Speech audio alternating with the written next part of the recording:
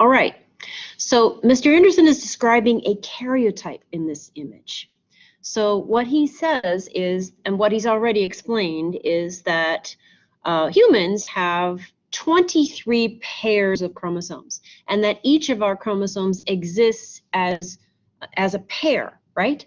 So we have chromosome pair number 1 has 2 very large chromosomes, pair number 2 slightly smaller, and this is a micrograph of all the chromosomes in a single cell, in a single body. And since there are 2 of each chromosome in each above each one of the numbers, we know that this is a diploid cell, and it's that means that both homologous partners are present, right, for each one.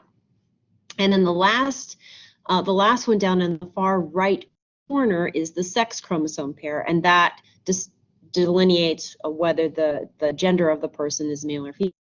So if you have 2 large chromosomes here, the larger sex chromosomes are X chromosomes, and this would be a female, like he said. This would be a girl's karyotype.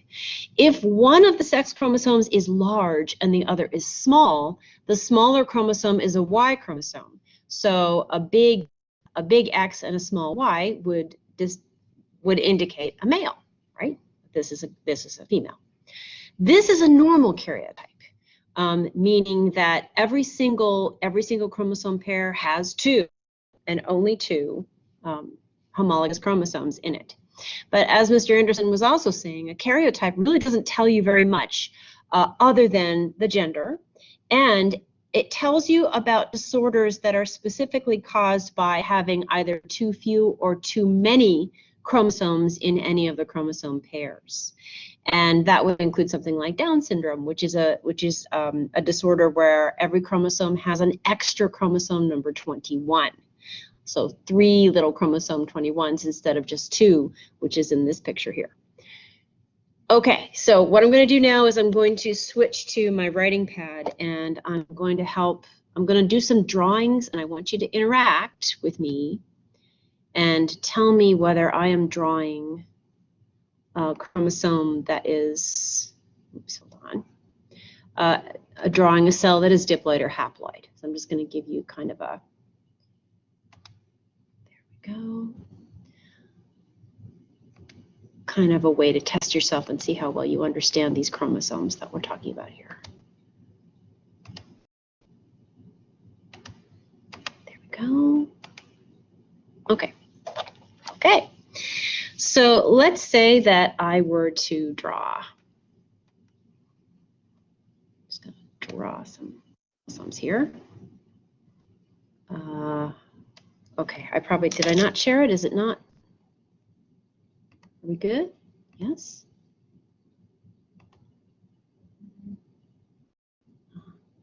Okay, yes, Julia, I'm going to be answering that. You hold on to that question. It's a very good question. Hopefully what I'm about to draw and help you with will help you with that. Okay, so let's say that I have a karyotype that has this in it.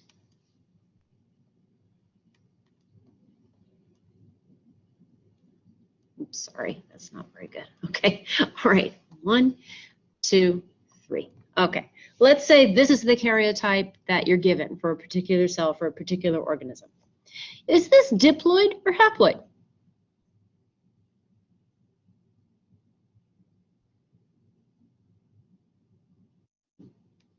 This is diploid, yes. This is a karyotype of a diploid cell. The way I know that is because each chromosome pair 1, 2, and 3, has 2 chromosomes above it. Remember, homologous chromosomes are the same size and shape to each other, centromeres in the same place. What's different from one homologous chromosome to another is that it might, like for example, here and here, on these locations, let's talk about Rupert Grint with his red hair, right? So maybe these genes are big B's, which would give a person brown hair, but these guys are little B's, which might give a person red hair, right? So homologous chromosomes have genes for the same things in the same places, but the alleles might be different, right? Just to review that. So this would be a diploid organism, and we would say that there is a 2n or diploid number here. And the diploid number in this case would be 6, meaning there's 3 chromosomes pairs and all homologs are present, so there's 6 total chromosomes. Okay, but what if I drew it like this?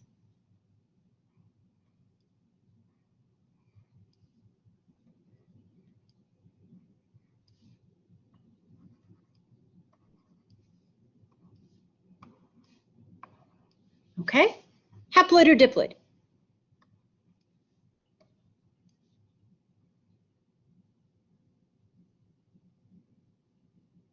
What do you think? These are diploid, guys. This is still a diploid cell, 2n still equals 6. The only difference, okay, the only difference between this drawing and this one is that this drawing up here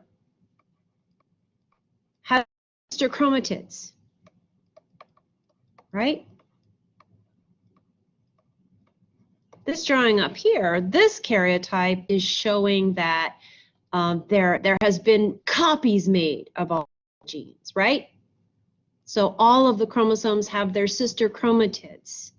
But that doesn't change the fact that this is still a diploid cell down here. You still have the big B and the little b. You still have both forms of the alleles. There just aren't extra copies of them.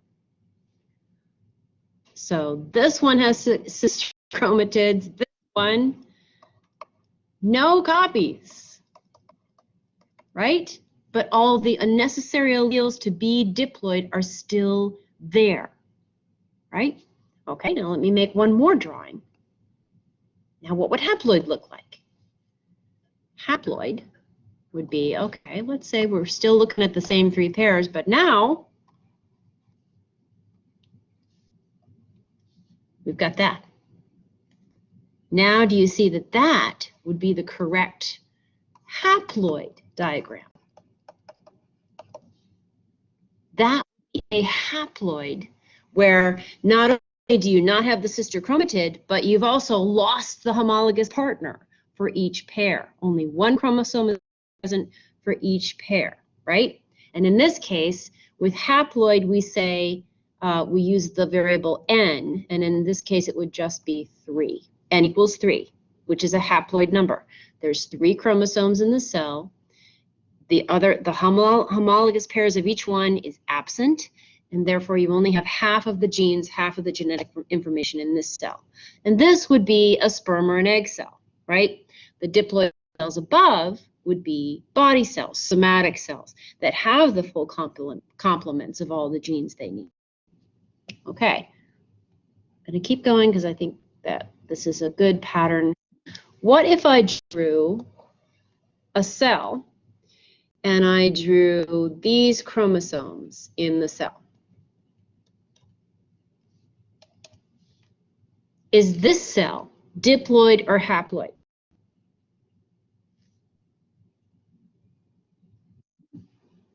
This is diploid. Good. And the chromosome number would be 2n, and it would be 4. Okay. Let's draw another one. What if I drew this cell? Diploid or haploid? This one's haploid. All of the chromosomes are different sizes and shapes.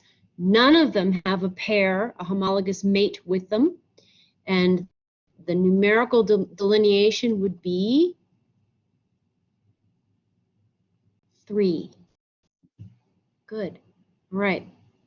One more. What if I had this?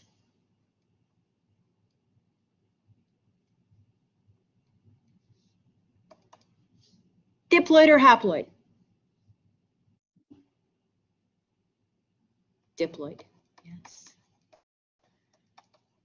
The only difference between this and if I had drawn X's, that would mean that the chromosomes were copied and there were sister chromatids, right? If they're just lines, you can see that they are chromosomes that still have their homologous partners. The diploid number here would be 6. The haploid version of this cell would be that. That would be the haploid version of that cell, n equals 3. Okay? All right. Are there any questions about that? I've been kind of avoiding the bumping questions that have been coming in. Yes, so gametes, only gametes are haploid. That is correct. In human beings, yes. In human beings, it's only your sperm and egg cells that are haploid. Your somatic cells, all the other trillion cells in your body are going to be diploid. If they're not, you're in trouble, right?